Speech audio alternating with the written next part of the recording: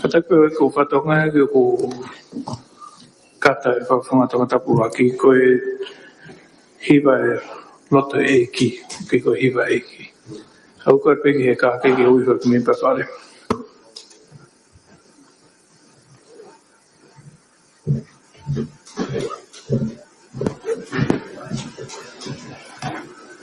tapu e kia karearea tapu e parenia mo e minsta tapu e hoi whahofonga hoi no bere nefio tapu e hoi whahofonga o e kakai kai adar whakono i e whare ke aoni tu siti o fulma fitu o suni o asma o fulma tolo nik sea o e wharearea nik paremia nik ton paremia nik minsta whanua mga kono whakanatula nik minsta moui nik minsta whakatawa ki mo whakakalak whakaekonomika nik minsta ki muri mo tak mamata nik minsta ki ngahi ngawe lalai nik minsta ngowe me toko niwe wātata nik minsta ki ngahi ngawe whalot whanua nik minsta pānga mo e palan whanua nik no pere tu whakano nik no pere e tu lahepa nik no pere tu hangana nik no pere nuku Isalin hai despedini si kalanival fotofiri te vita fatafei puloka uila melan fasi madenda beluelu esa ke balueke tulsi ilentei Paulo pivin pikala Johnny Crescent by Tayone Daniela Rico i focus maloi Morfinau Vivo Salete of Life Taka Matau Mefhui Sekore que to e framo Ik stango we met ook niet meer watata.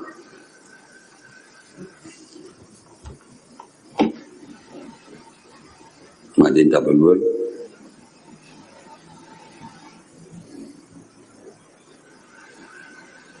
Maar dat met goed. Ze met lange tariwi. Koi pak ik maar weer nu ki hopa de pop follow ik no pere. Te wa no. Ke on pok flawa tu si lente ya ko pok me to muy maya vi vos sala to flex taka ko ho mi ni va de tarima no wi ko tu no me to muy mai pe Alexia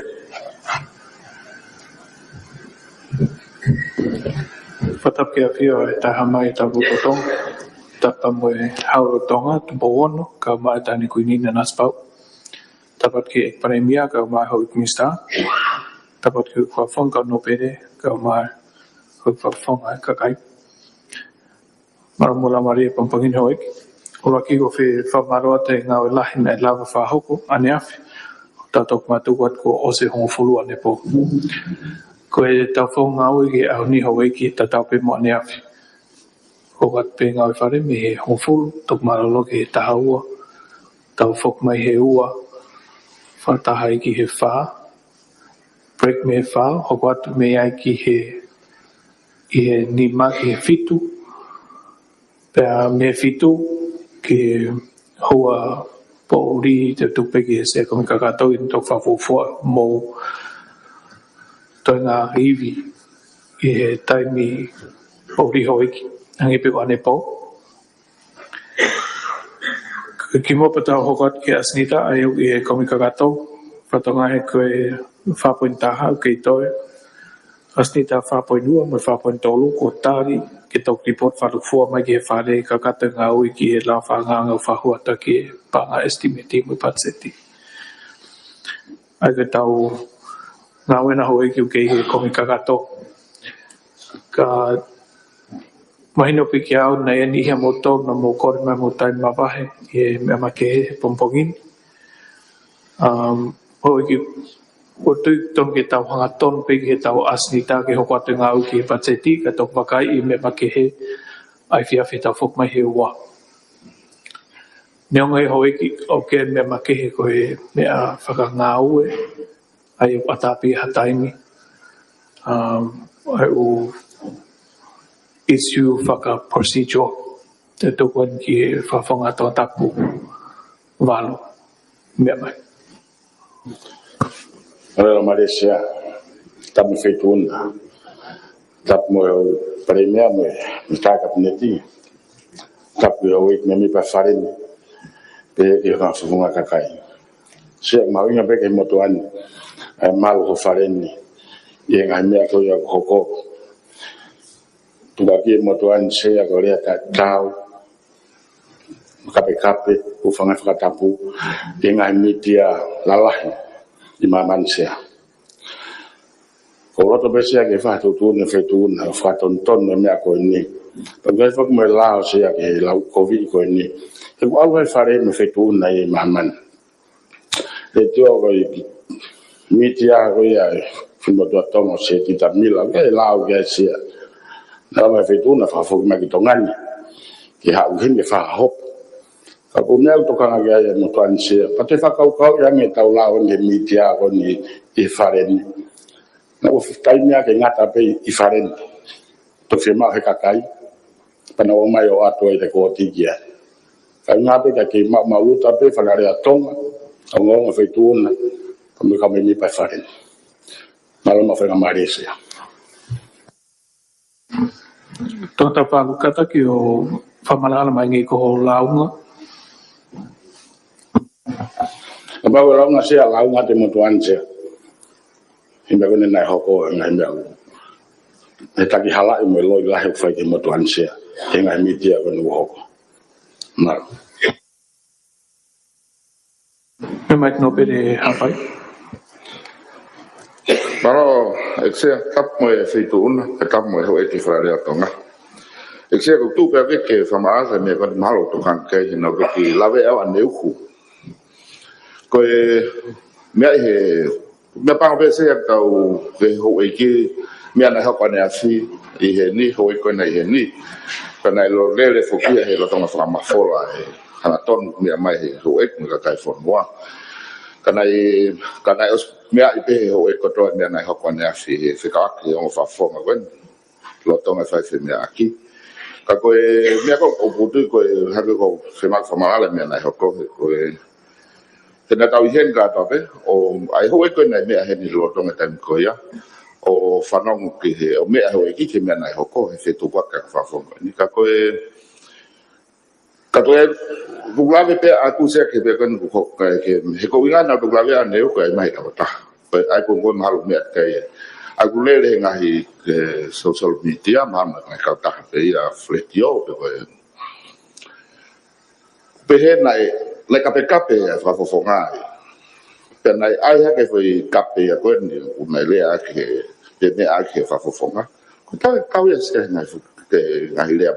kape mamafa o i fonwan i tau dea pa ko te ko hinga e la ko e se ai fa fonga pe ka me ko hinga ko la i be mo tu an tu ke e na ai ha pe na ho ko he pa pe ke ma ko tau le ko ti le ke ju fa no ngo ka fo i le pe tu ke ko tau fangi me nga o e fo ne la po pick up with ai me he ka ko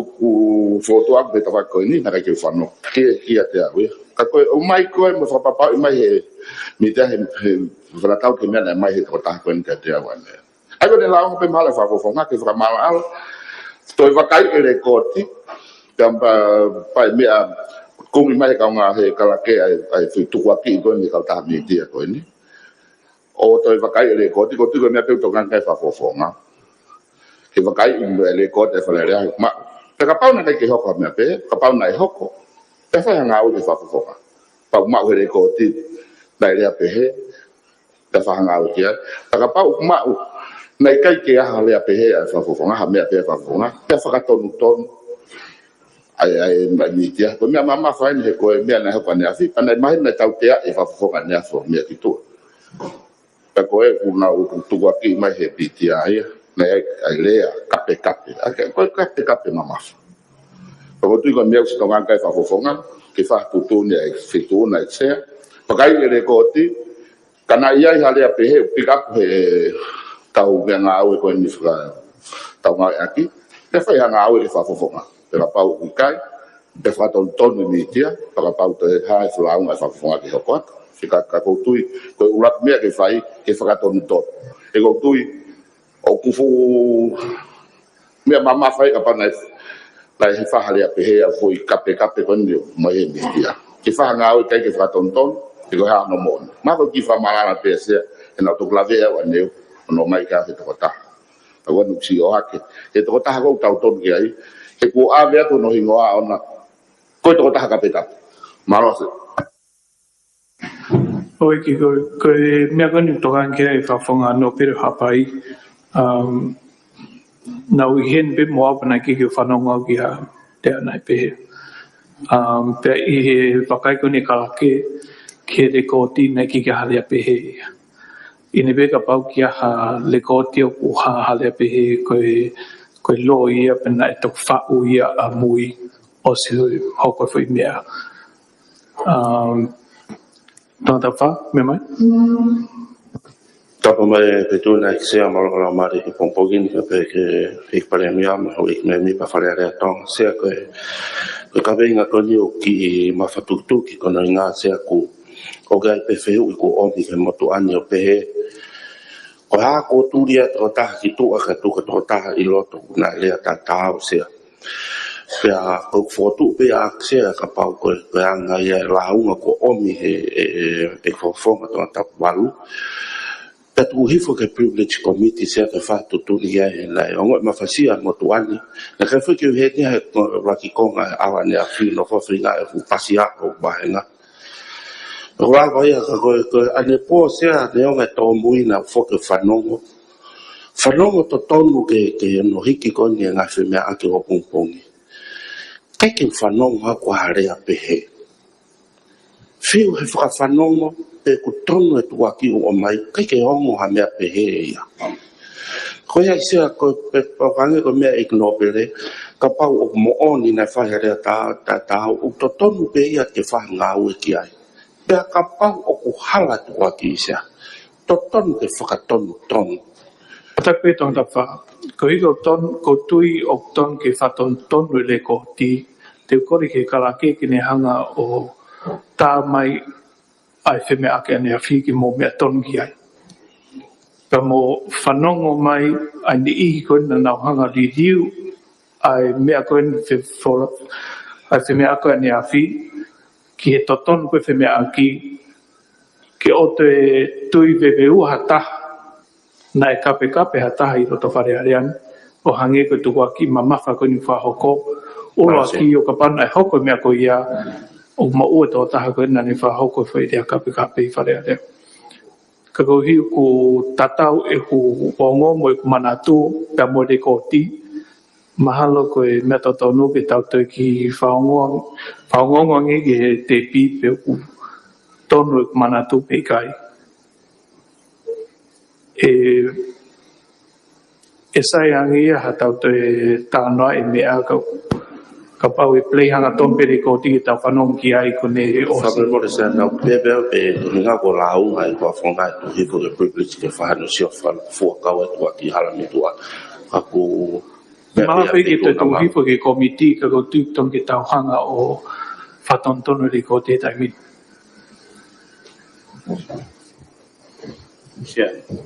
me mai e no pe e wa ta pe pa mo e ki to la sia ka ma o mi pai frere tonga isia ko te ko me ko wa ko pong ini o ha ma hino pe ai e ko ni stu toni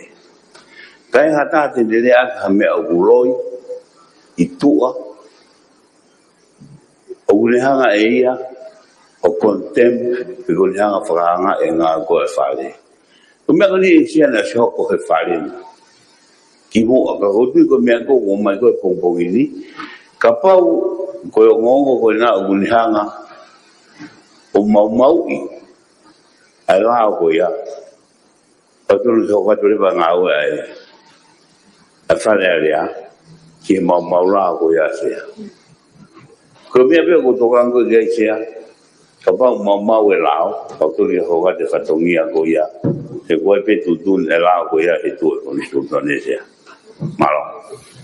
se ko ki kada ko se ki fa ha tu wa ka go wat pe au e fa ka mo e hanga me ba na fa se me aki ko nga pe se ko me ko na ho ko ne asi le pango se ko ki fe me ata hai ki fe fo tai mi ko na ho ko ne asi pe ko hanga ko ho me ko se te to e ta ne ko ya Wang ko te tau te pate tau kamata ko e pompomi ke tau fa. Ko os fra ho ko te morban pa ko me mai fa fonga ko e na ta me pe ka me pe pa ma ka tau me feito. Tau nga ke fonga nga ko e ta foto mai se. Tu ku hi fo ke kom ti ke na to fa na to va kai i ko ni o to ai le ko ti o fai pe i lo ki ko e na ko me ti. Pe ko tu ko komiti privilege o ku fala la ke fa le lua pe te mau matol o fanongo ai ki fo i mia ko na ke mia ke ai ke te mau to li po tu ko report mai te mo ha nga u te hui se ka ak mo ha fu la o ke fai mau to pe ko su to ta mai fo mia ko na da mia ka ho yen ya fi se to mo to mia mai ka kai fo no tu ke mau ke o privilege o to fa fanongo i he o te na report mai nai kai ke ha da pe na ia me pe he ka mo ha fo ngai mea i lau ngai fa fonga fa probotan ke tu ki ko mit ko e ke tau te fa no ta to ke mea na fa ne fi te tau kamata ke ho malo se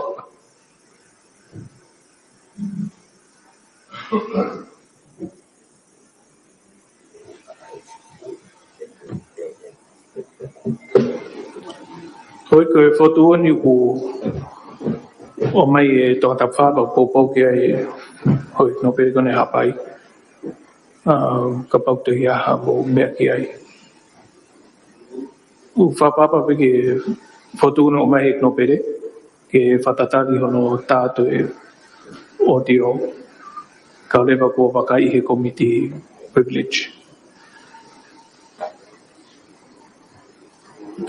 ke te au ia hoi ke mahina mea ko os whanonga hoi o te o kike ha mea ai ko tau awe ke privilege committee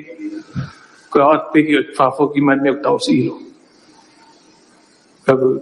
ko anga tau ngā uhe taimini o ku lolotonga tāpalasia ai whawhawhonga whare area a tonga taku wāro ko e tukua ki nai ia e tea nani whakahoko nai kike whakahoko Paka foi ngā we ke tau whakaata ia me tua ki hala nei whakahoko. Pei kia te au, koe maataha hono whakaata,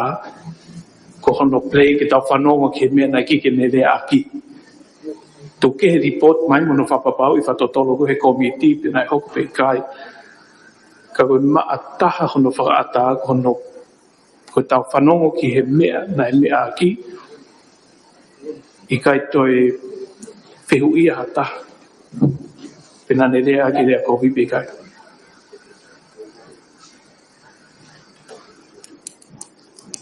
ke mo me ho iki tata fa to ia ha foto ki ai sia tapu petuna ba ko papa la de se ke fortuna de fa ko no pele ka ki ai pe ai point mau inga mo malo o me petuna e lava pe ia ke whakatauta e te tuhifo pe ke privilege he kuia i la unga ia o te ki lahi a ngeia he whimea pe ko ia we la unga ko inga hi tua ki mei tua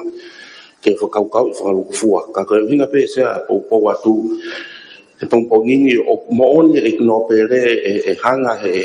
i o ti o ko ia o tataki ki tau tau me whainga lava maari e tau aluai ka koe ka konofo o wakai ke kau e sea e lava ke tua ki i ko tau whaiha whainga mioi pele liu pe ko ha whainga me ko tau whakahoko ki he ongo ko ia ko tu ta amui ko mea ko pe ai ko ne mata hange ko mea fituna ai ai pongpongingi kono hinga ka lava ke mahino moni o maa he ku o tuaki pa ka mo tuan se pa ha me ko ke fai ai ha me a ka ko me na foka ni po se mana ko mo ko tol ka fa no ko pe ku tonu me o mai ka pa o ki ai ha fai nga mi singa o ne te hanga fa le o la mai ha me o puria ke fai ha fa no ki ai ka ko o sia ke ko ya se kai ke ai ha me ai ma o mo tuan ke hawa te fata fitua ki hala i he ni te kai ka fam on pa kono ai ko te ma ko toa se o pe ke me ke fituna na le ni ongo ene kona ko ke tau loto ke tau te fanon ke se ka ke ma a fare ko ni ki tu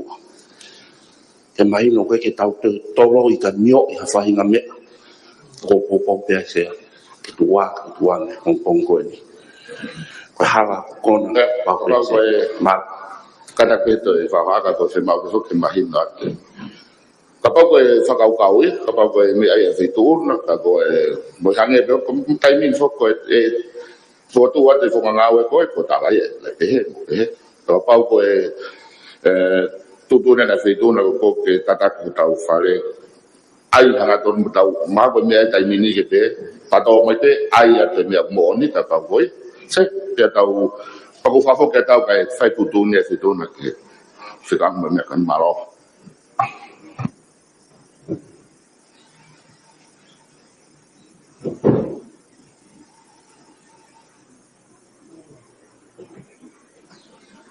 ka ke tai a ke pe ke toki kamata hono ai se me aki e time cook me ha ke ai a tonda pu walu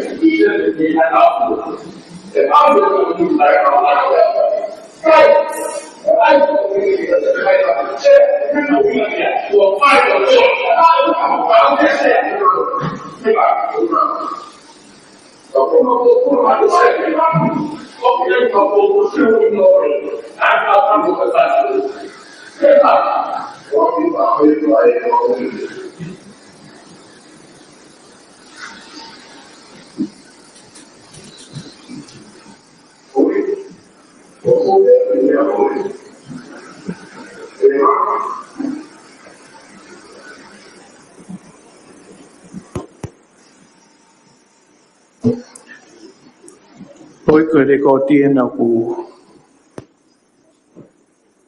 mo me ton be ki ai ko me ka ton tap valu anga ta pa ina ta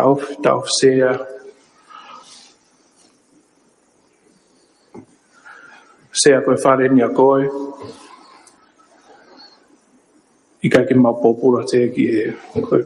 ne kiki ha ne de ana ko sio o kape pe tai tau ko ne fa kiki pe ana pa mo fa fonga ta fitu ine pe ho ko tu os mahino pe ko isu ko ni ko to ka ki hala fa fonga pe to hi fo le vai ke committee privilege ke fa na ngau ki ai Oik, angko me agora to kan ke fa fonga no pereo hapai. O kora ke mo fa ma ho mo la ma die ke ma mo loto le dei pe kon amana ke hoko te tau ngawe ke kom kakato ki he ngā mau inga ko no ade ai estimate por anga. Ki ke to fe fa lo ho ek ta video kom kakato.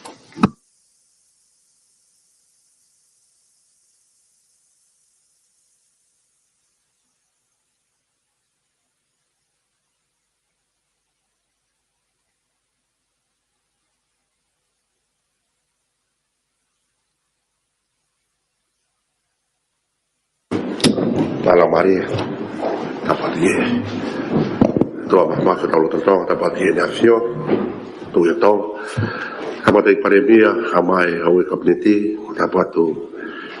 hawi ki no pere tapatie kau fonga kakai. Tapatie kakai fonwa na umi amai eope. Tapatie kau ngawe hamai si kau ngawe farepanga. Oi malo mo pulau mari. Tawa mai ki pongin o tui pe ko na tula peia o hanga o femia aki malo o fe kawaki mohamea I fare pika ko mea pe ko kore au ia tau te fa papa ai ho malo ai ho iri ko toa te ka hape mea o ke fe ma o ke fa ko e ka fa fonga pau te mo mea ke mea ni ko hanga fa nga loko e tau te tutu ni ko hi ke a mai ho mea ko ke mea ke ai o kai ke fa nga tangata ko tau tutu ni to ke ngata bibi tau fu o spera bibi tau kai to mo liu a se mea ki me o tatau me pe mo fra o hinga ya ko mo nau ke ngau e ke falen ka kotoa ngai me ko ya mau inga bila betu be hof tau fa papa pa ke tokanga ke se farerea tol sea kai pe fo ke motua e ko fa pe ke vi ke mo mea o ko o sai fu workshop we o fa no hino mo tol ka me mi pa ko ta wi o mo ma be me mi pa ko foi mea fra o nga pe ni to e ke mau ka ia te motor fra foi tu ia o pe kai ia motor e ka se fa rea mo se ai ko ka to ka ko to ka pe o wi ki ke tau ho ko mo ko wi ko tau tu ni ia te u fa to ka pe tu ni te ka pa le ai kai ke ho ko e tau tu ko ke tau tutu ni te rei e rewa tutu ni taha e watu ka kou whampiki ke tari le rei pe fei tūna ka ka fumea ko tani ko te awe kita ke kuata whaton ton ka tani ko whamo ui ai kita te eiki te ka paulewa hoko mai ha whainga mea pe he tau ngawe ka tani ko whamo ui ai fei tūna i e tau ngawe whai ahoni kamata konferensi po ai fo kawa pa tau frafe taki kotoa e ahon kamata ai ngai ta pa ki mo kile sai ki o ko tau fo no e pare bia ko tai bene feito una da ko mato ki voti mau in ai ke fo loan da mai feito una Alo sia lo mari sia ki pongpongin ka mo feito na patapu ki hoi ki me vi pa ko ki gato tu tata buranga pa mo tataki ai feito na ki kamata le rei mo fa mo como fe fa pa ko e voti ko ne office pare mia e sia i he ta u hoko mai o ku whafua ki he tāwhi poi nono miliona. I he tā loro tonga, na e tānima poi taha miliona. Ka hene tō kua ni sea koe pāngai pure ngā o ku whakapānga ke ni, o holo me he hongo 4.2 miliona ki he hiwa 0.5 miliona. Koe pānga koe hiki koe ni i he vauti koe ni a whispare mea sea,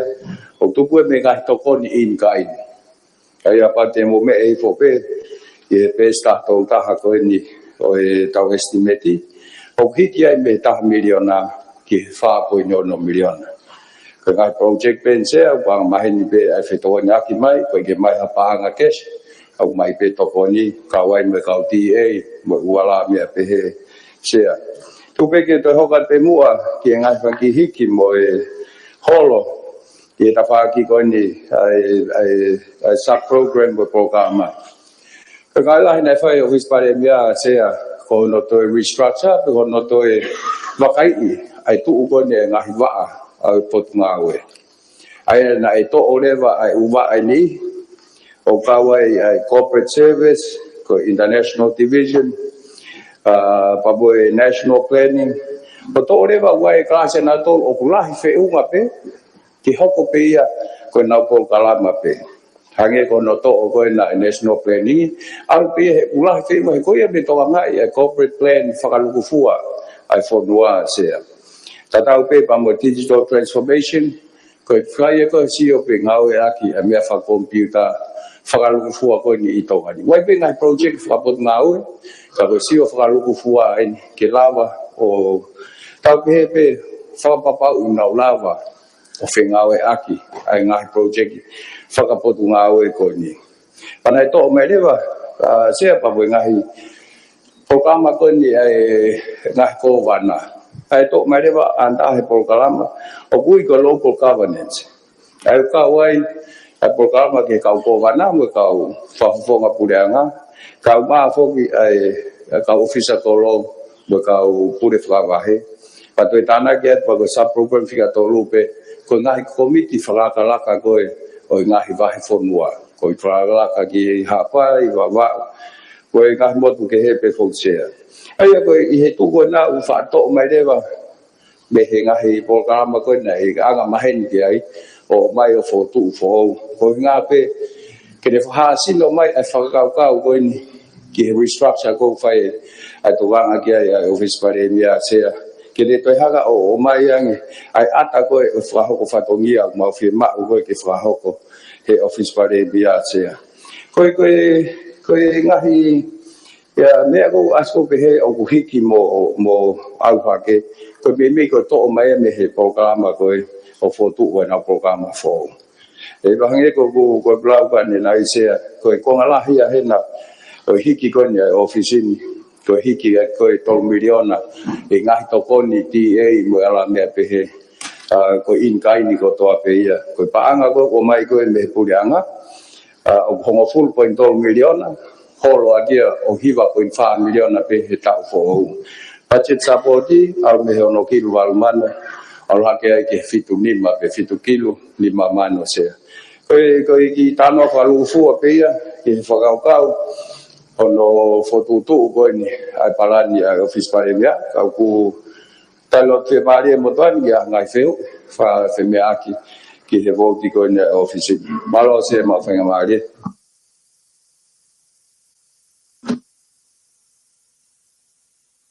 malo e paremia, malo e mea o whai ki mai, mea la lahi, whekawaki, mea mo e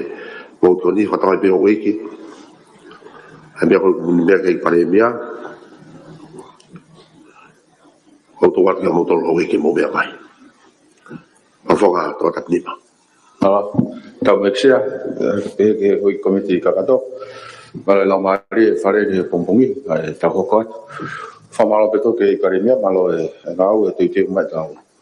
E tau estimate ko ni ke ngau he tau ni, sia. Papa ki lau whakalufua pe mo e whai ki hen. Ko e patungai whako e ni, ko e whatatau koe ki he whakamore koe, whakafufua koe o singa koe tau ni. fa felawe pa mo fa more ko ki he fo o ku hiki akia a tapo de fa million a tapo de 5 million ai aku hiki I pot ngai ko ni se ka ko pilawe pe ke nga hime ko hange ko va henga ko va henga ko pot ngai ko ni ko ta ki lu val man no wa fe tolngia ai ko siri ni ne ka nga au ke o te ke ngā o ke au ke ata ngai la kan ko ya se ko e ke pe ke premia ko to ha palan ki ngai me ko ni te tau pe mo yo ko me ka ngā o la aho ne la ngā la aho hiki e pa me he ta kilu a mano hi va fe te au fa vo ke o si ko ta ni hiki e ke wa kilu ma valu tol ngau ai ko ma wa kilu ma val wa fe tol ngau au hiki a e fa na ko ni a fitua fi vanga wa no ko me ko ni ki he ne ka ne nga u contract service society we ka fu ki la ya pe he ki he uniform ma fe uma penia ko to wa fe hi vanga ma ko mo to fa uri be mahalo ni ki te uma pe ki mo to ba pe he ki he ta fa ko ni en office supply so ki hol ki holo me wa ki lu ta hai wa ki ta fe ni mangau ki he holo hi fo ki he ta fe ta ki lu ni mang man no ki holo au ki holo ma ko tu ko ngari fa poto pare me te holo ki fo ngai me ko ni ko me ko ki he o ki holo mo ni me to ko ni ko no fa nga ko ka nga ai ko ki ne tari o ki holo fo pe mo ai ko catering mo me na ka hakilu fa mano fitwa o ku holo hifo hipa kilu valwa I holo o ku holo pe ta kilu no fe ai to ben hospitality mai no fo ku la ha beto ngai fatongia I premia I ne ko ni ai ku holo me ta kilu di mano o holo fo pe o hiva mano to wa ai o ki holo hifo o ko pare mia no fo po tau ko to ova no fo pe ai ko takilere I ta mia ko me ko ngi he training ko tu ko ta he be na po ke ai ko tu ko asi ko ne o hol na valu mano fitua fe ta o lo tonga ngai fa asi no ku hol ko fit mano va wa ka ta ni ngai me na o sai pe fa ai ke exia ai ma nga ko ya ko nga o ka nga we pe mo ai ko ha ta o ta fa ka ko ke ko si ka nga we fa pura nga ko me ne overtime o tai ko I premia na tahakilu a mano to lua fe he ta ulo tonga o si na hiki me hiva mano pe I estimate pa ko me tau hi pe ho I tahakilu a mano ta fe hiva ngea I he me ta tau bi pa set ka ko pa ko pe premia ko tu ko a ke nga fo wen tau polisi tapu o tai mi tubuke no ko tau me tapu o tai mi tubuke o ko ma fu fe ma va ha me pe he ko me ko ki he ko folau ko ki muri ko je ke premia ko famore ko premia le ofisi he tau fa banga lolo tonga ngari ko ia fe nga mo fitu kilu wa mano ta ha fe ni mangia ko alves me ka ko u holo ma ko fa pe ke tau he be ai ko ke ra to ko ke ai pe tau he pe to ko ke ton kilu fitu mano hi va fe no u holo hi fo me ko ma ko fa banga ministra do man ka ngo puis ko tu ifo ai me ko ya ko se ku holo ko I he folau ko me ko ki he domestic ki ai ko tunga we na ko ki hiki ni mai alu ko ma ko fe me akiolo ko he pakai nga patu nga motu mahal mo fe me ake so hiki ni na ta kilu ma no afe ben ka ko hiki o ta kilu ta mano ni mas u hiki me ko ni ko ke peke ek premia ta pe ko hai ai me ko ni o lo fe tu na bla ha mo me au ki mori he me ki motu ka ko ke pe na ko ma ko so mahalo u fa ga me mo lo sai pe nga me ko ya pe mo me pe ta ekse felave pe mo plan man se me ek premia ko pe nga me ai ka to ki fa lave ki ya ko me la pe ta se ke pe si te autolua fo mo pokala ma la ta pokala ma si ta agora e polo seki make yange ai agora taha po ni ma miliona sia me ko fa mo ne ko mai ko ni i estimate ko ni ke pe ko o se ta oni o fe ma be mo taha kilo i va mano valua se ni mangea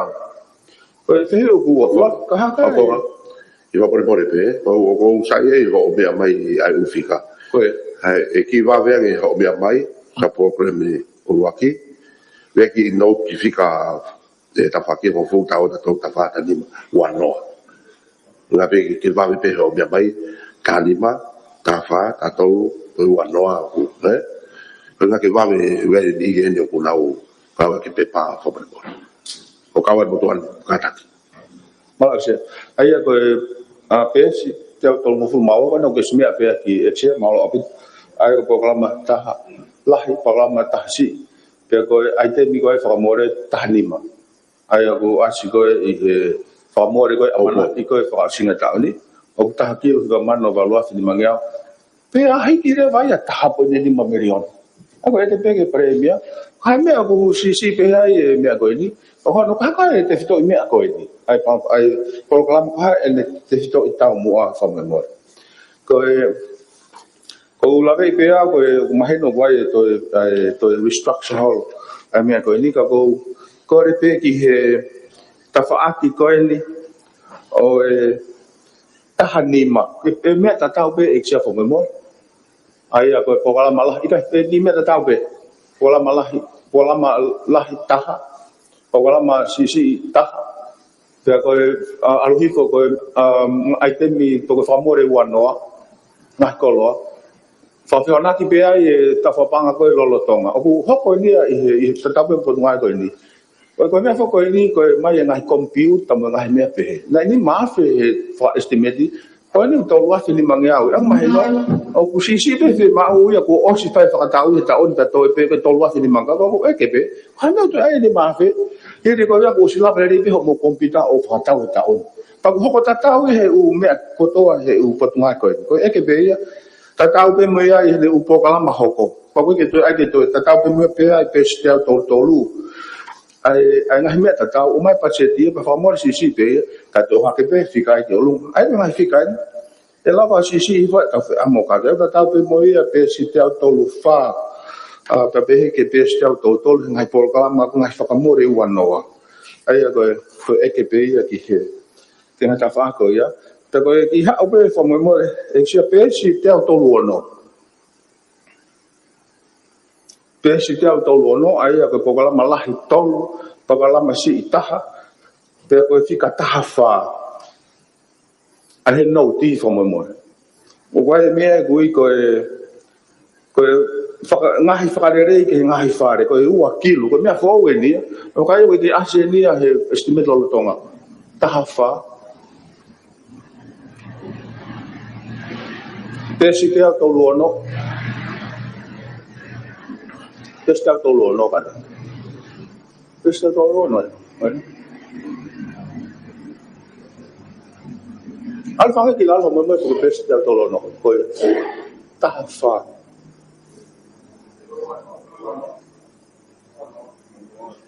we fa mo ke wa no fa mo re to ixi ta ko wa no pai ko wa no ko me ko kore ke la ki foi fica ko ya to ko ya pe ta nga we wa ya pita ko fa mo ai ko wa kilo ko na ka ko e ke pe ko ai me ko ni ko la pe me pe me ke ne fi ko pa tu nga we ko ni ki mori una fare ofisi lahi ka ko lo pe fu fa fare ki me ko na ki fa o ne lo ka ko e ke pe fo mo i he tu ko nga ko o pa anga fo o ko ia fa da tau pe mo ia ko me ta tau pe mo ia se alu ko na fika u anoa ava na osla pe nai ko to ke pe wakilo ai me ko ni computer fo o mo u me ke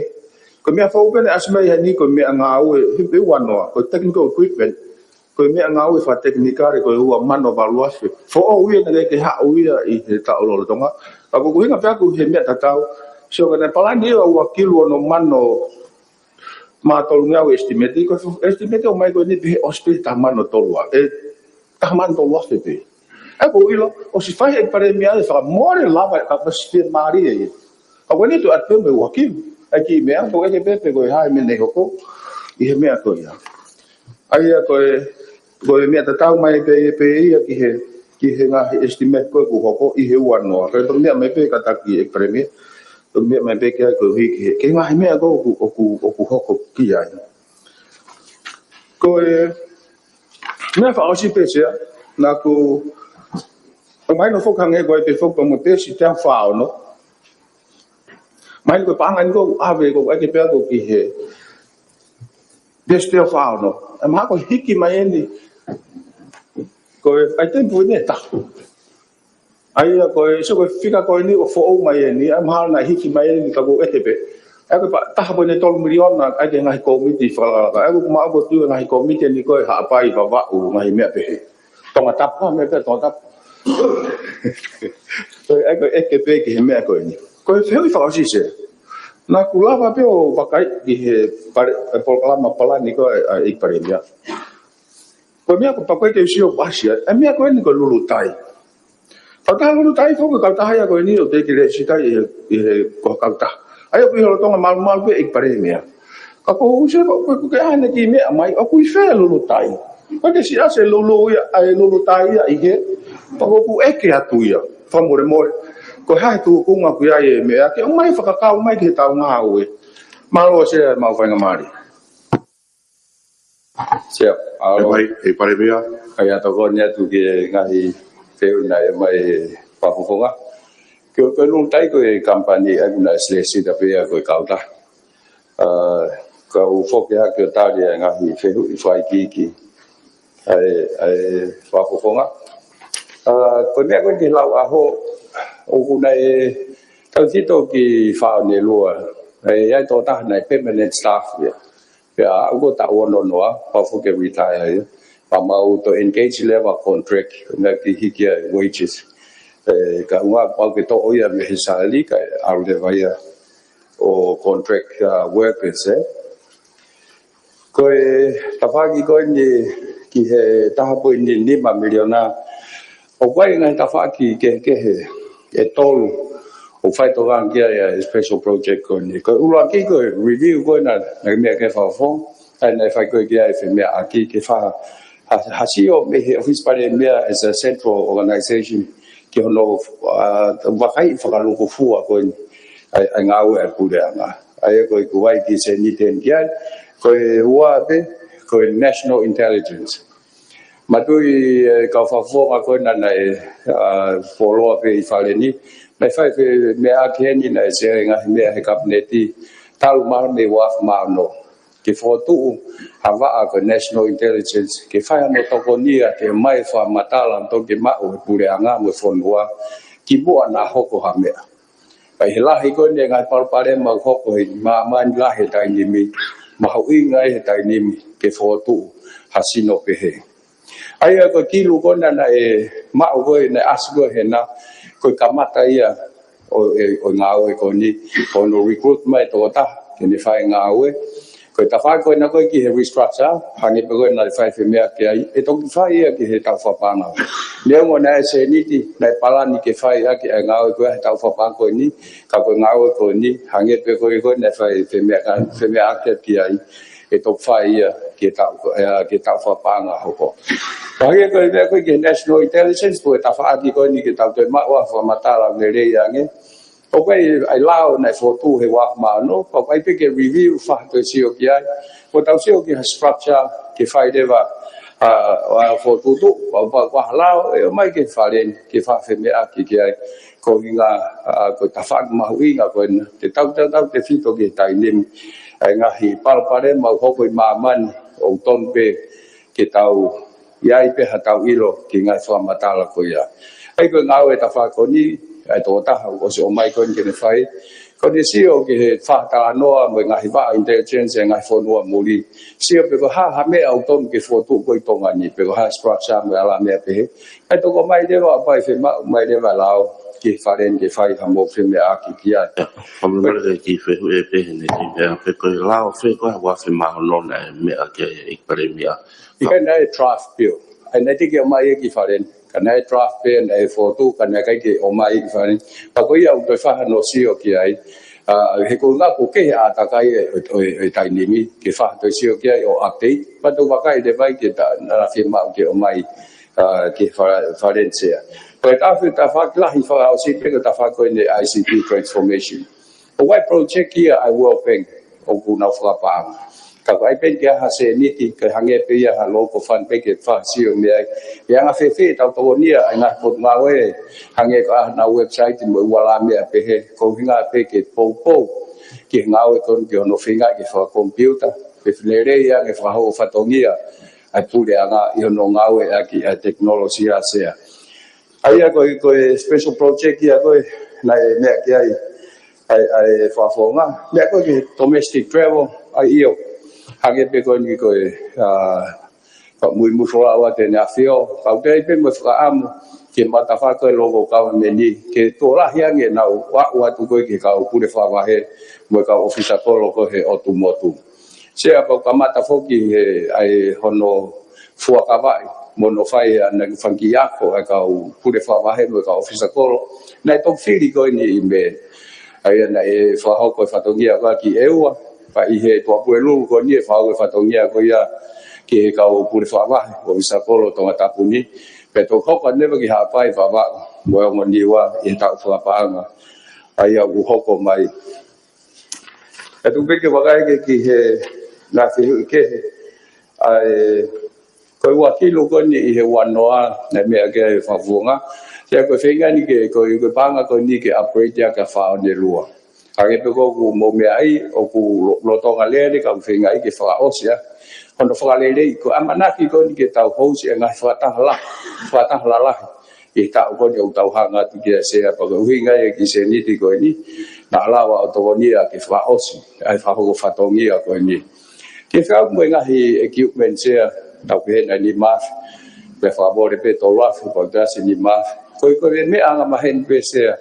ai tau feto ke tau computer o se tau nim o se tau fiha e tau ko to ape vai he kai ke tau lava ai ka to ape tai ni ko nga ko vai fa pa kai lava tau feto ke computer e office ko tau ho mai feto ke computer e office ko o pe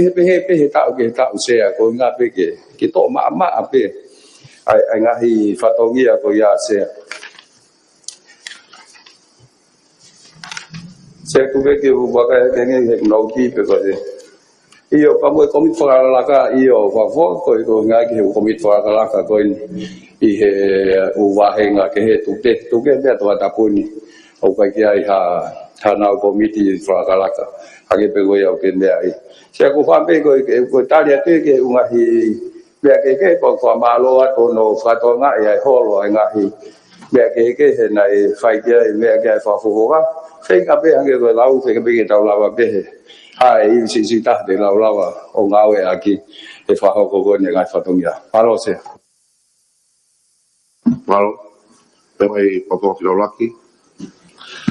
Tape masea pe ke komita kato ku mahino pe mahange ko pe ko pe maya ke e paremia po ku fa malo la hiau ki he fotu tu nga fai mahino pe nga he pore hanga moia ki he kaha uma ngai fatongia o pure anga se apa go corpo more pe ki e paremia pe mo e si ka nga we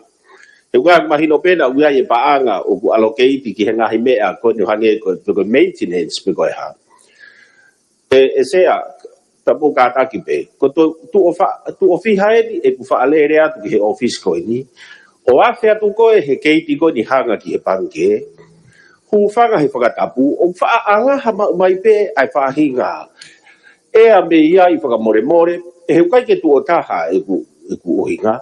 pa kou tui lahi o ku mahu i ngā mua ke whai ange ha to ka ngā ange ki ai ko tu paki ai pedu ko te hu kita ki whare ko more ia ko tui pe ko mea ko ni ko i siu pa ko he whange ko mea ko ni mea mai ke paremia he sai pe o kai ka whaakia o lahi o mea mai ki ai kakai VIP ka o ki lahi e ne hoko pe o tui lahi pe o hange pe mo i whare whakafo ko nai langa ko ia o si ai ngā hi whare i he langa nai whai nuka alofa o si palo pare ma au pito o me ka u pe ai na tula pe he i nga hilanga ko ia fai ko ia ka go tu lai pe mahino o fai ngo fu pe i he pachetia ko ni na se ni ti ke tokanga e ngi mua e fa tokanga ki he mea ko ia ka go fa malo la ia tu au ki mea ko ni ku pachet ko ne potunga ko ni i sea pe pe he ki mea ko ni ku mea mai ki he pare mia fo malo at fo tu at malo o to po to atapo fa to atapo e o tata hapai atau Tame petu na tse me ke hoi me ni pa ko ka to se kai art ki mo la pe no tse ki he voti matwa ki mau inga ko ni se ko ki hu i fo mala ala pe nga ke to nga ko ki ai ta voti te pe si se fe mal ko fo papa ta matwa fo pot ko ko fo mala ala ki pare mia na me mai o la be hen fe ka aki bo va national intelligence whakatoa sea ko tu mahalo ko me en o pa i pe si tolu walu o palani ko ia office palemia ino to mari patrafe no fami o lunga kamata krea kono fotu fo o eta faki ke malu i metana ke nga framatala whakapuripuri whakafonua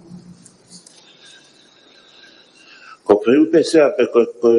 da me mai pare mia ku kawen mahal ro ko special project pe ku fiha fa amore ke fo iva pe ko e pesa ke ton mai pare mia ai ko va fo o wen pe ku fiha fa amore pe ko tu hoka te se ai te ka se ko ko la fu ya no fo ta hai pe special project ki o ki ai fa ga ma ri ke ko hange pe ko me na ho ko ne mai 1 million ka fa mo de pe la ki lu ya i ta ni ko ki o wai ga hi me ke he o fa la lai nga nga o ko ni ke ho ka la wa ho ko nga me ni ai ko hi ga ko nai mai fa ta hai pe nga me to la la hi na ro ka nai ko hi nga ke fa ko fu pe la wa fa ho ko fa to ya pa ti pe ni me he ka te to ko na lau ke e ala hoko ai to ki lava o uno atu ai ngai ka fa ke ta hange ko me ko na ke he fa matala fa puri fa fonua pe national intelligence malo sa ko hinga ko kumi aku pe ko fiha he ko ngo ya ko hanga he va ko ni ya o fa hoko nga aue ko fa hoko pe ngai va ke ai ta pe ka pau ko nga aue va ko ni ko tāna ki a whamatala whikau atu mai malu whakafonua pa me tutu ni ngā ue whakawaha pure anga ko malu whakafonua o whahoko po ngā e polisi pe ui ai pe whao na tāna ke whamatala tatau pe he loro tongani e kisea pe ko ngā ue koni ki he ngā tutu ni whakawaha pure anga o toko ni ai a po ngā ue ki muria e sea ko hinga ko kuhanga e ke na o tauhanga o repeat e whatongia o ai tu oua pe tu oua ai me whakamore se o hono fo fifiri ko hanai ha whatongia e whakahoko e waa koni e kehea me whatongia o whakahoko e potunga e polisi hange ko ia koni ha i he kupu walu e lao e potunga e polisi ne tau he malu i mo ui mo koloa lao me merino uno fo whakaukau se ko te ha te whingawe makehe o tāna ki ai whamatala e ko ni hanga tonu pe ke office pare mia hange ha whamatala whakapuri whakafonua e lava nai o mai se haki i brief yo e whahinga ngā au e ko ia e whakahoko ma ke hea me ngā au e whakahoko e potunga e polisi he taimingi o whe mau ai hange ha whe mau vivili o whotu mai e ko whi ngā au for all because project for all hange ha whe mau vivili e haonga o deficit e budget ke apau e fe pau ke brief e ai fe to na ma faren ko to o tu lo ai a ko lo pe un tau be e faren pa pa malo fe to na pa pau ke fe mau pe ai dai min ha be ke fe mai malo se o kore pa ke he ko tu pe to ko na pe pare mia la ya mai pare ki tana ke pe ko e ala se ba mai ta mo fito da ta mo ho ki ko bi ka to o ko o pe fa ko wa nga hi va intelligence ko va ai policy ko fa ui pe ko criminal intelligence ke sio ke ka fa hia pe o vai defense intelligence ko sio ke ta fa ko defend ni ka ko ke ha ta national intelligence o na o mai fa lu fu even ka wai se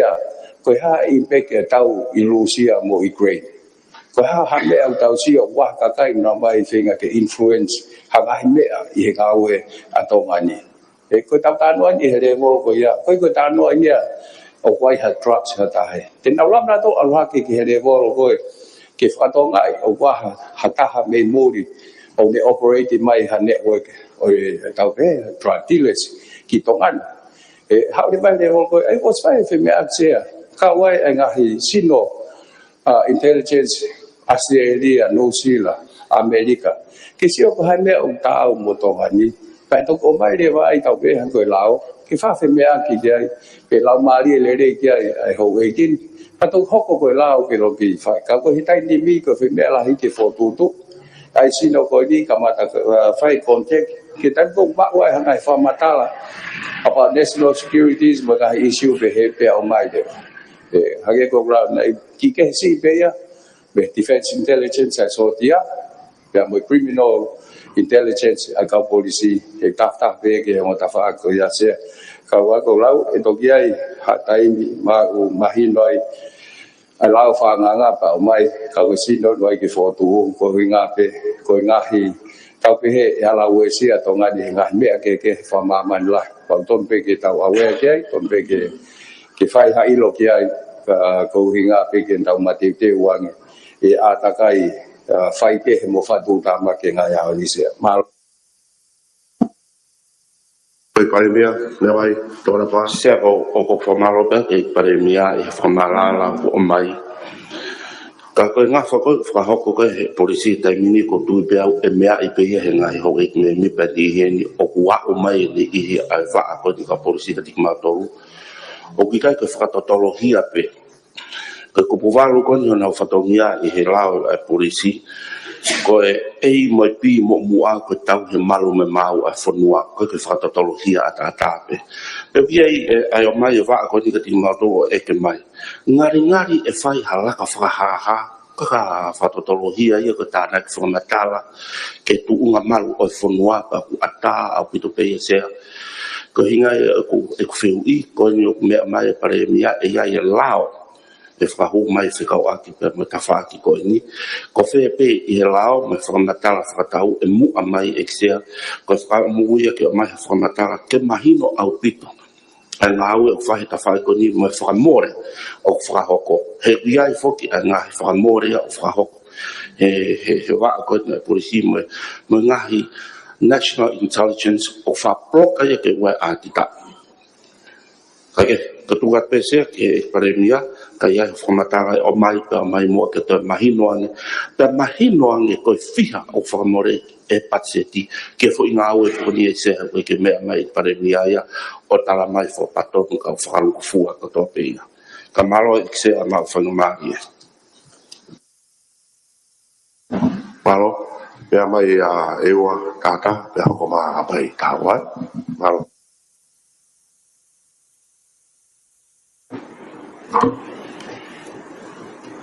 Malo sempre ko formala te ma fenga male o bongin que o ko fi kamata ku e fa ha se ai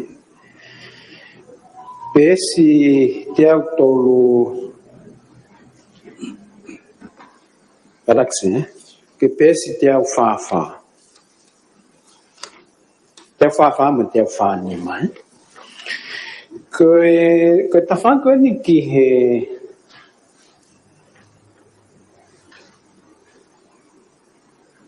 ta fa ko ni fica ati pe mo loko kamente ko pure anga faka kolo ko finge ulame ki he ongo ta fa ko ni ko wi ko ripoti ko ai ompat meni he wano wataha na faya e ngawe ai ku atape he lago ompat meni on motion ke ne fai pe ya hanesi ko ne mahino ka te foko i he hanga ta kala na ne afi ko fatongia empat menia no fota ki fa ni ngau ko ki pulelele ai ko pulelele I he ne uhinga ko ya o ku va fi opito ya mo pule ko alao Porque bem na ha he report ko e wano ta pesa ko de ke to ibage ai basico asia me ko ni ke wa ke fa tari ko pato lu ke ki ai se que peste ao fa mas te fa ni magani ta ai me ko di lau ke apartment ni ko que specifico report ko apartment ni he wano wata o ihe u document ko lu wa le ihe fa ko vi ka to pe ko me ke ya me ya se que ko fa to ai pe u fa fon kana ke o kai u report ni o fa ai fe me aki ko hange pe ko tu ne ta me apa wa ha me tu ne stone ke te pile mai ki hen e ko ga ne ke me ko ki ai ka ko ke mau ilo mau to ki ai ke fa hatari ke fe ma dia fe tu na alo ko se que tau mai noi ko tau ngai nau ai ko ngai report ko tau so mai ko tau nau ke fa ke tau talan pa tau talan no to ko ko he fe ka wa ke mo me ko ha mai he pesta fa ka ni ma ta fa ni ma o ko pe he ompat meni ne report ko ya o ko ne ha ke foto ko va ki pule anga whakaloto whanua o hiki koe me potu ngāu e whakaloto whanua ki he office koe o e paremia. Ai koe uhinga ia e kuwhaha he ha mai ai koe me uhinga koe kia ompat meni. O ha mai I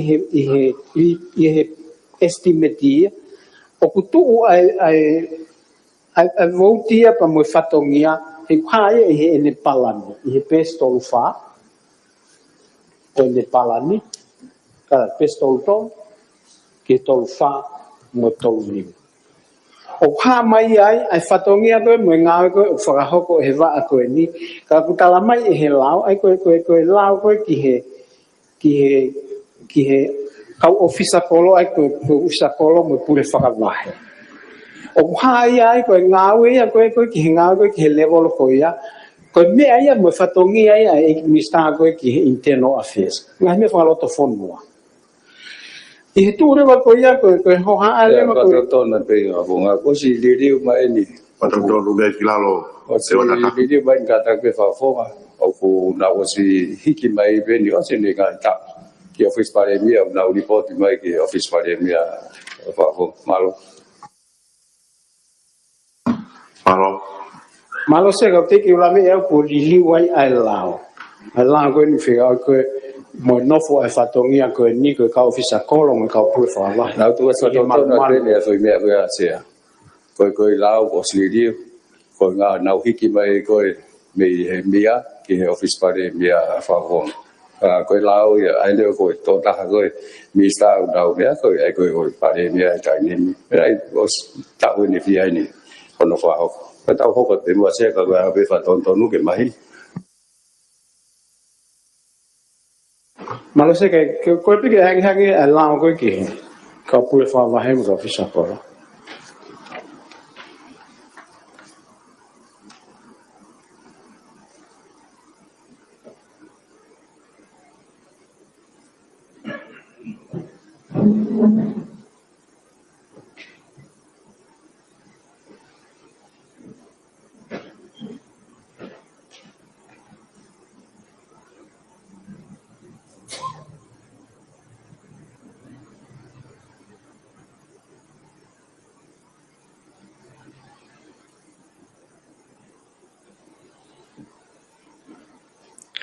ai ki he la ko ni he ku vakai ke ane po ko ke ha pe ai fatongia o ai ke roma o ni o ne to nga kina ko mi sta ni to angina nga falo to fonwa I lo to ga cabinet ai ko tu pe ta mi la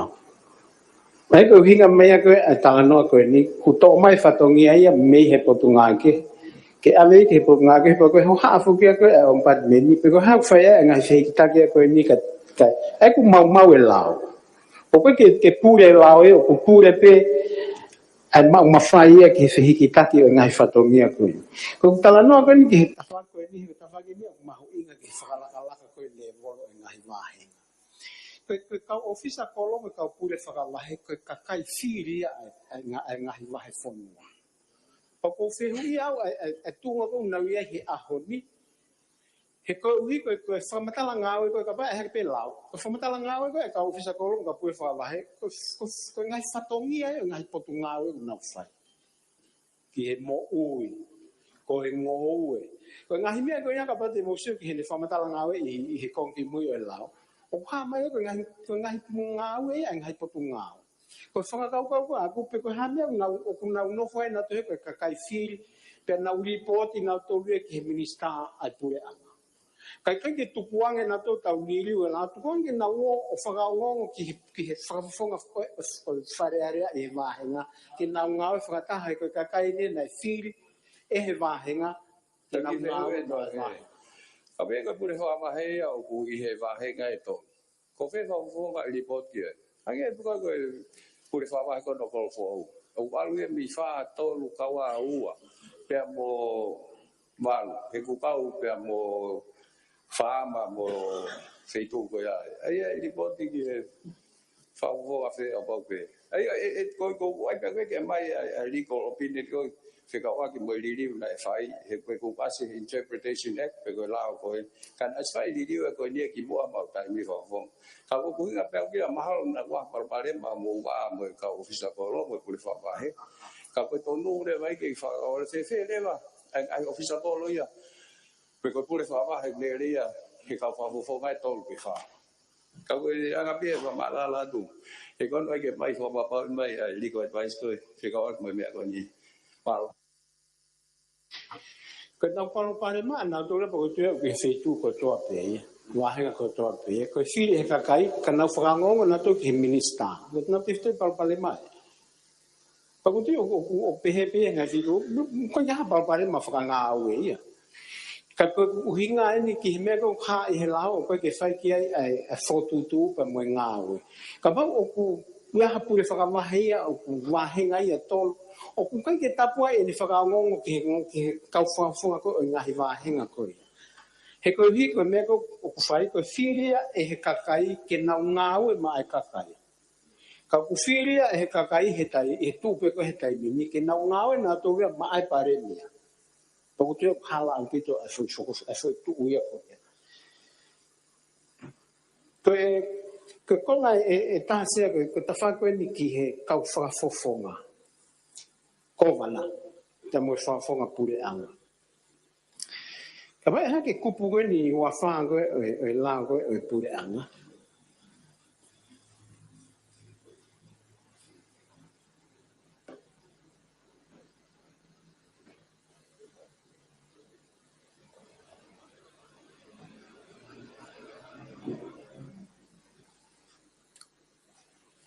Ko wa ke ka ko na kupu wa fa.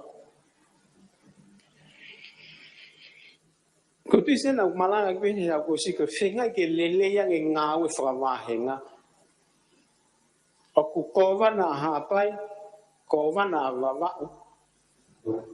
Fa fonga pure anga ko va na ha pai ko va na va va. Fa fonga pure anga niwa fa fonga pure anga a ewa. O ko ki ha he lao ya ko ka fa fonga o pure anga I he nga hi va henga ko ka ko va.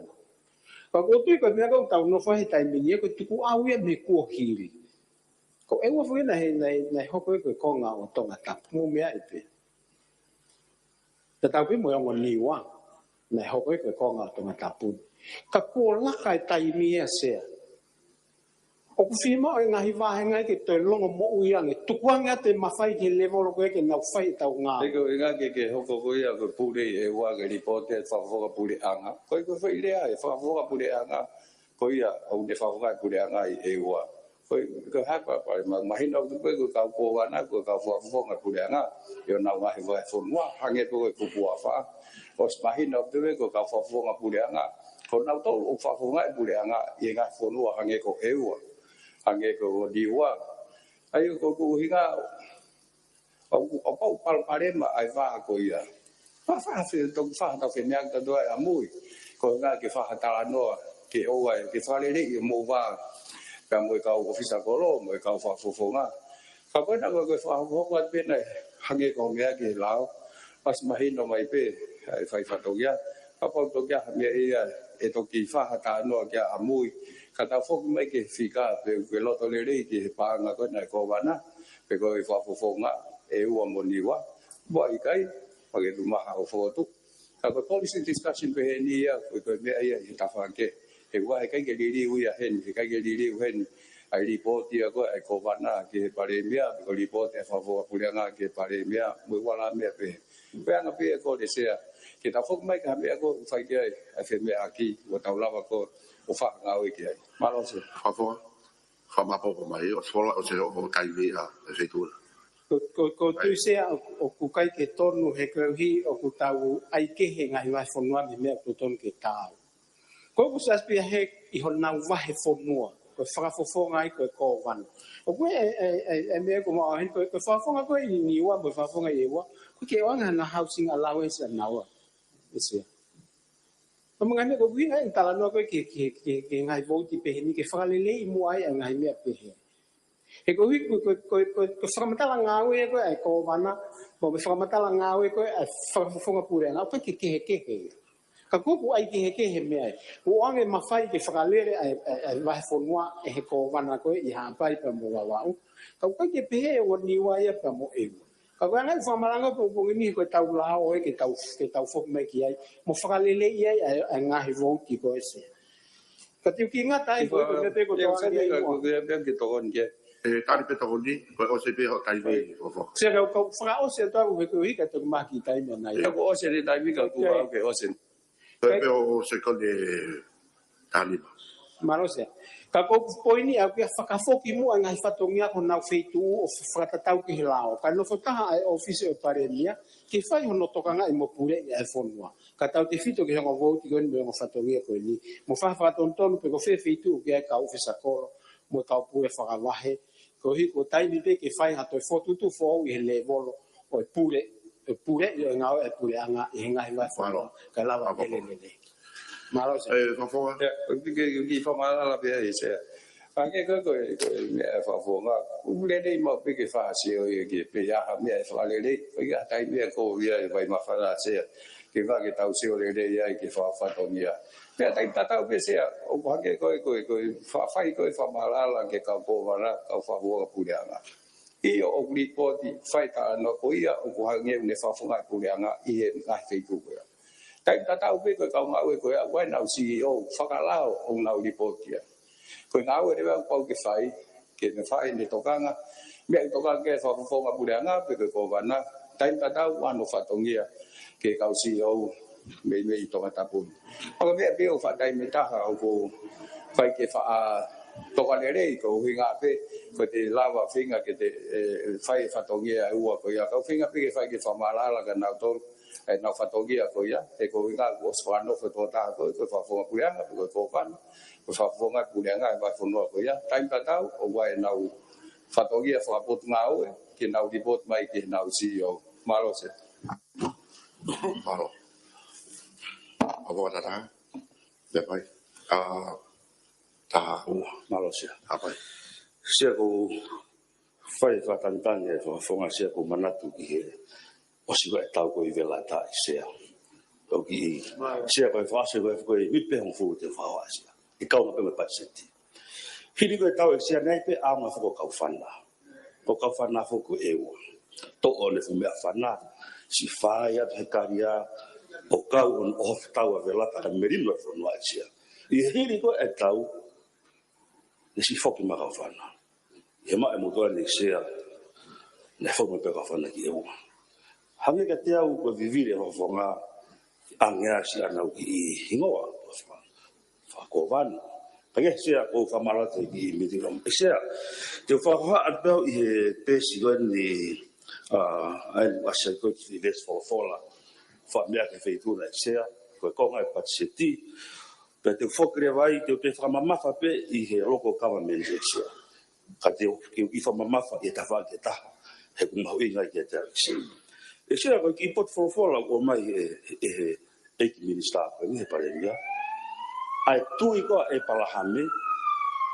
e le tuange hono api i fa huinga mo to ane sia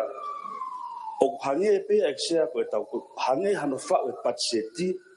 ke tuange ho ta comfort zone katau alu o ngau au ngaki ai panga e fonua sia o ku totonu ke uhinga mari me ko for sia anu tuku mai me ko patseti o ku kamata ake patseti sia i fa ga motor o kai ko hafa inga vesi ke o mai to tu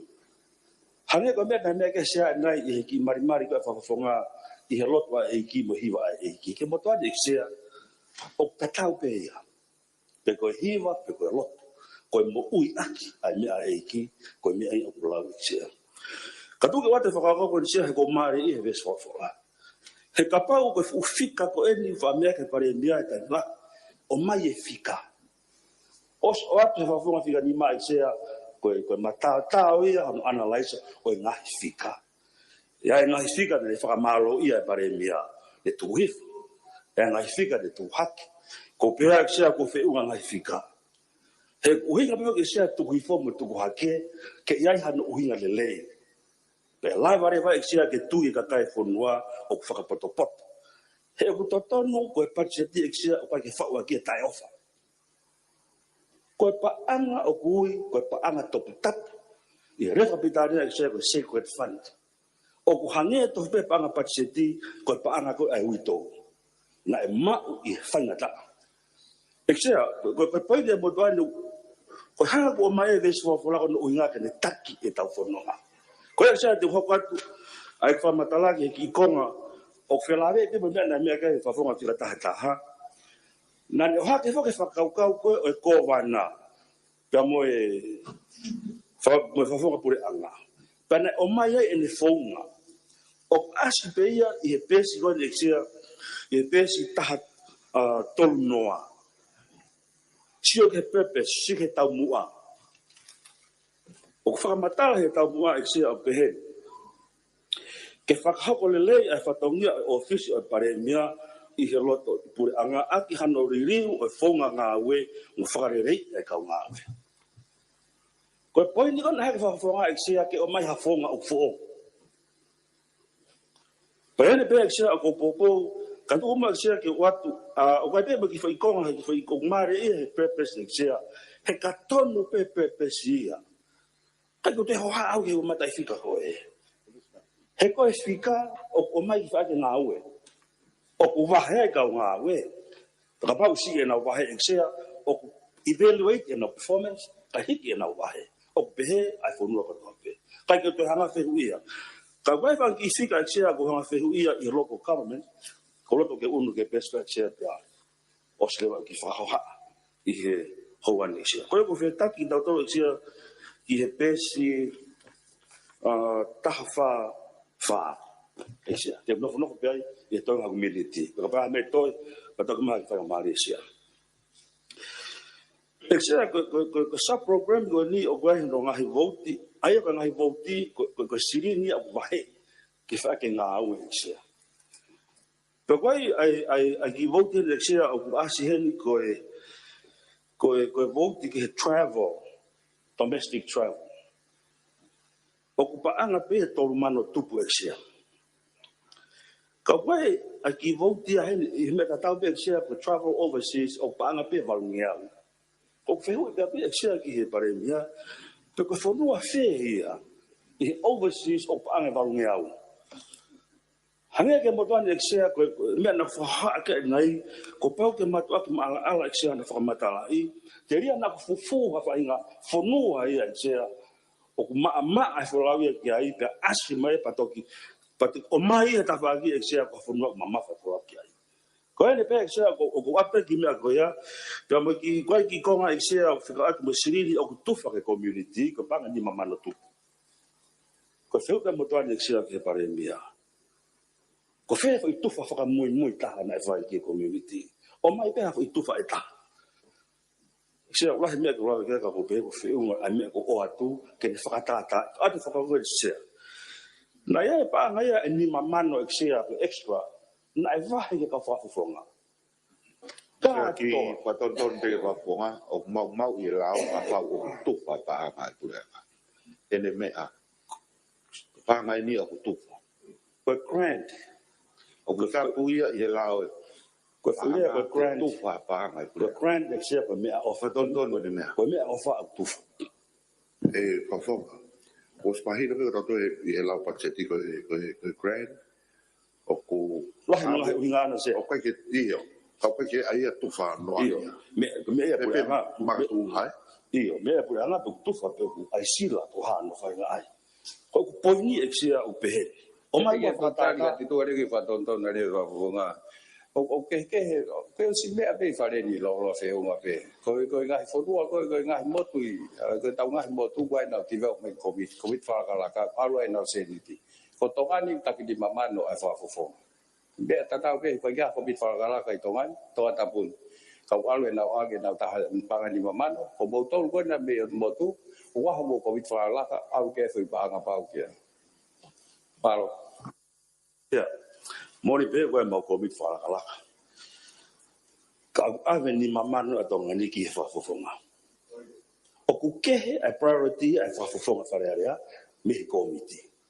ko poini wa ni sia pa ko to pe mo sia to committee e ku poini a pa pa ku se hala ki me policy a ko anga ke na pe fa fo na ke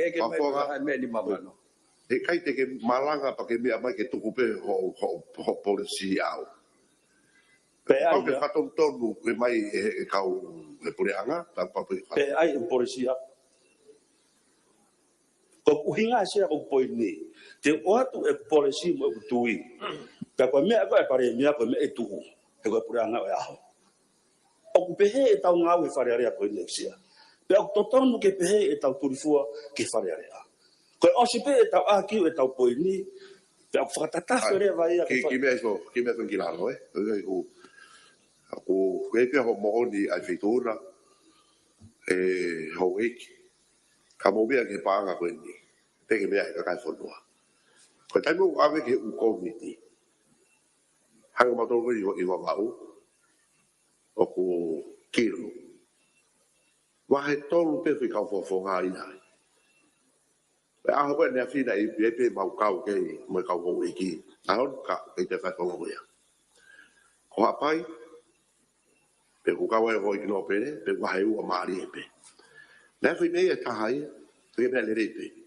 na ki ave ke committee a pe tem da ko wa dai fi tuna o ke ngawi a ki pe e fi tuna to ta pe fi pa nga ko ya ko policia o ke fi ma ki tau wa ki ai ko tu pe to pe ke fa to nga I ke fare pe mo fi tuna pa mo ba to ni ai fo wa fa to to no ga ke pa ale fa no atita me ko ya na ro pe sia sia ku bon pe fitu na ya I he wa fe ta ha no na conference sia su sia na ya pai pena e o si ko e to ko afa ko I ni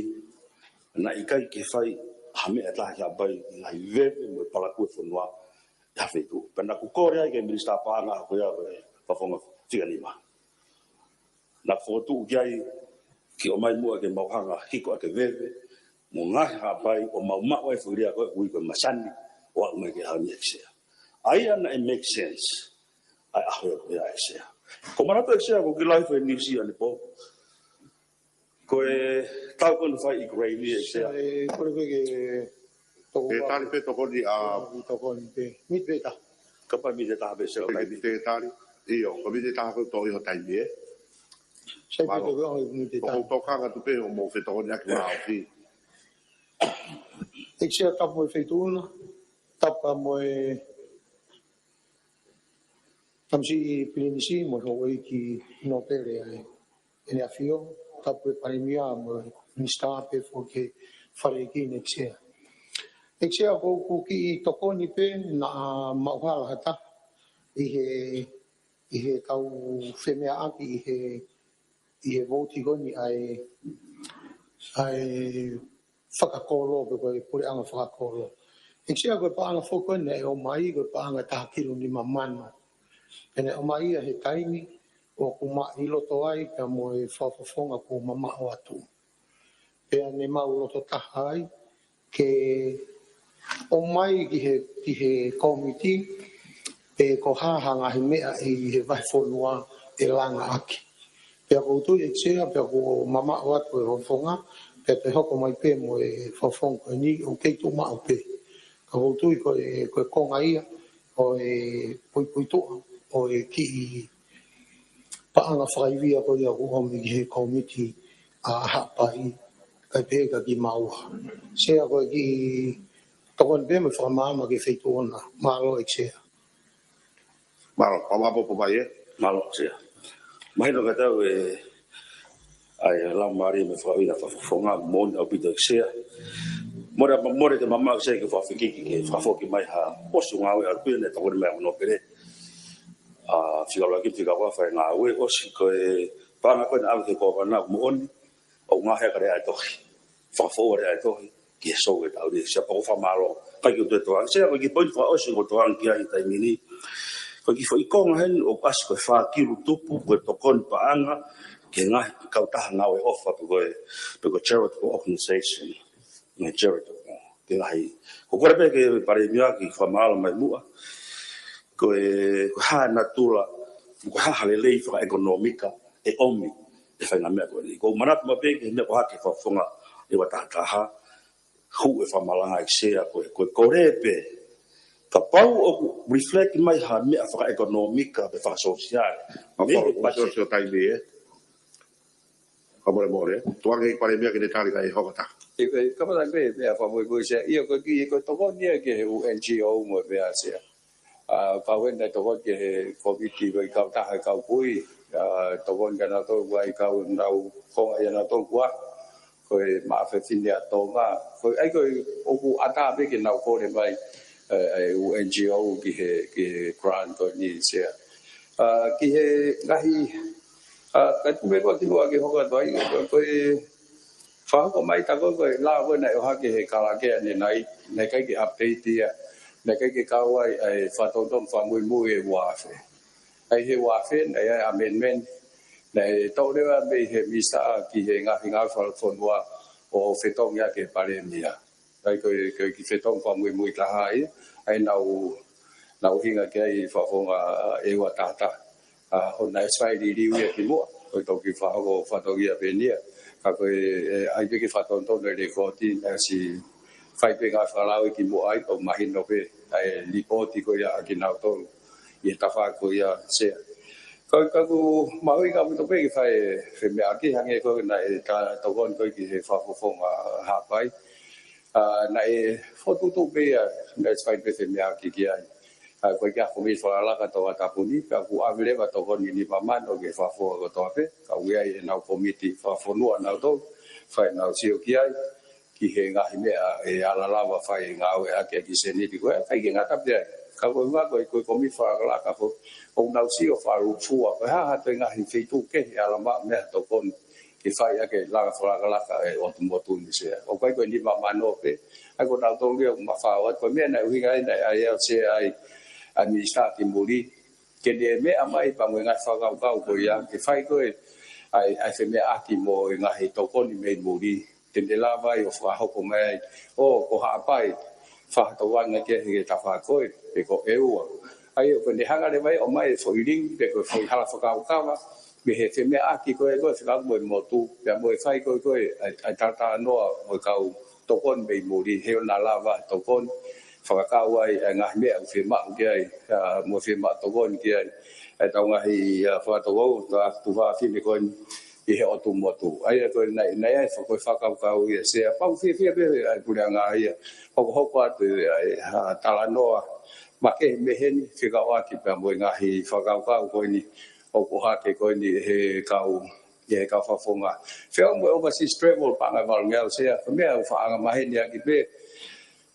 ho me pa ni hen ko no tu pa ki se ni ti ai katogia fe ma o ka au patoto o to haseniti he kai mate fo ke foi voltia he kai ase foi voltia e ko winga ia o pare he ka hau o fe ma o me me ka loko ka meni fo le alu loto fo no ave ka po ia he ka hau fa ki training mo ave o wa ki foi volti ki o to haseniti ke fa pa ana ke fa i ia aki ko dai fo ko na fa i be ki pa ga ta toke ka ko ni na ko fa ko bai ko ai be ki seniti he ko winga be ki fa fo ka kai me fora wa to ki na to he va ko ni ki mori wai pa ki foi vol ki ave ke se niti ke ne fai via ai fora wa palo se i mi ta ko fa sa forma se ku ate formalo ki premia la be ki patset ko di ne o pe fai nga he no fe uia me fe ka aka ko ha ko no mo ni se ko ku kore ke lava ke fa la ka ya local government postuia o se ke fa mo hiki e revolo ko ya na me tau siri fare area exea ave ko to ka po pau ke fa mo poi ko upgrade ke na to ke hare volo fala anga ke tau ke na hento ka pa la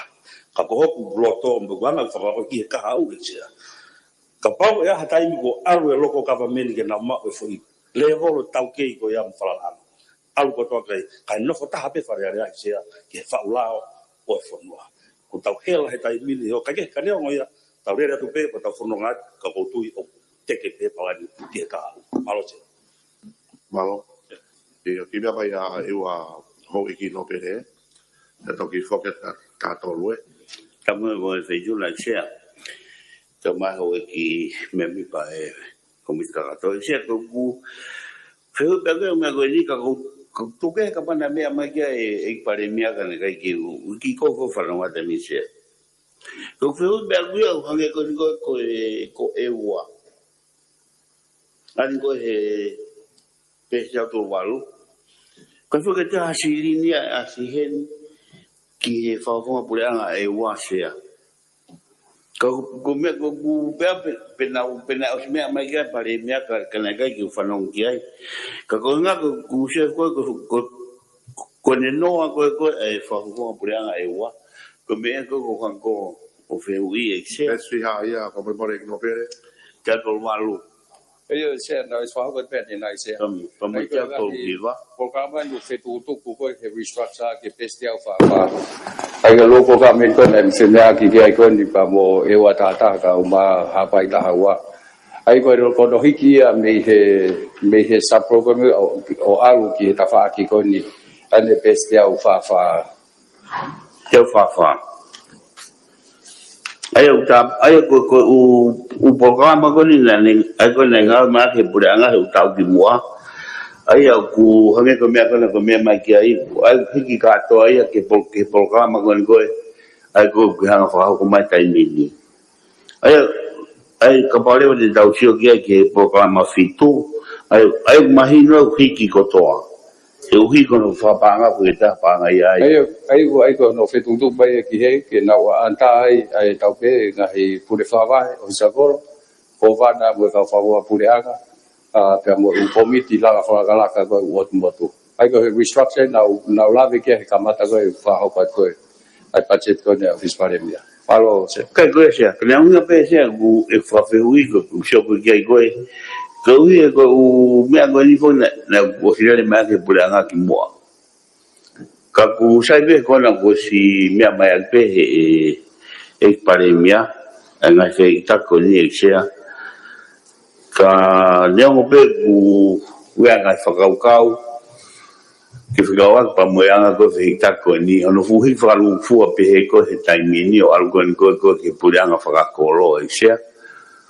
ko tu mahalo na algai o fu fagalu fu a mea ke feitu beta ka o tu yang ko tu mahalo ko tu na me fa ngo fu ange pe hano fagahu ki he ngai fa fu fonga pure anga ke anga e na fu fonga pure anga e va fonua e ona tolu na fa fonga mai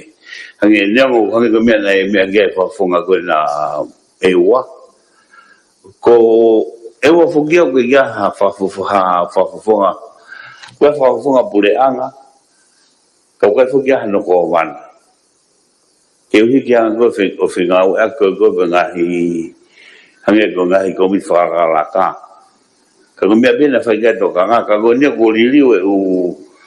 ma fai ka to ko ia o ave ia ki ke ku fo ko ko mea ma ke office pare mea se pa ko mea bena ki fai ka wa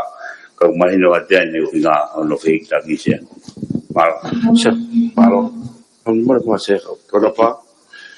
e ki ko pe ia e se ke premia ko nga o kwai ka nga ni ke me na ko mo tuan ka ne nai pe ku fi a vote ko ni ke va national intelligence u ke la va ta mai he ai o fa ta ke fu ka to la he ke me ke o tatau pe mo se ka pa me fi tu na ke pe ste to valu no o fa ta ho kon ke pe si ta fa se o mahino ai ko no hiki mai ko me ngai vote na mahino au pito no to hi ngai fa more ke a kau fa pure anga o mai o fa ta ia he tai ni hiki me mia o mai ke office pare mia o fa ta po ki ta tanga to ilo pe wala fe ngai fa more fa fu tu exa ko to ki osieni e tau pasi mai me vote a fare area tonga na e to na e fa na to opposite to o ia me fa ku fu ko fare area o mai a vete ki mahino ke ngai va henga opposite apito ke me o fa ho ko mai ko e to na to re me vete ki a mahino o mai a fa ka to fu ka